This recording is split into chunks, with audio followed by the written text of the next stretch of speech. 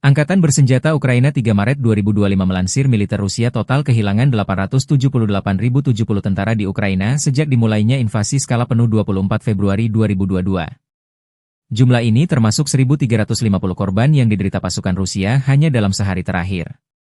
Menurut laporan staf umum Angkatan bersenjata Ukraina tersebut, Rusia juga total kehilangan 10.252 tank, 21.290 kendaraan tempur lapis baja, 39.327 kendaraan dan tangki bahan bakar, 24.019 sistem artileri, 1.306 sistem roket peluncur ganda, 1.093 sistem pertahanan udara, 370 pesawat terbang, 331 helikopter, 27.655 pesawat tanpa awak, 28 kapal dan perahu, dan 1 kapal selam.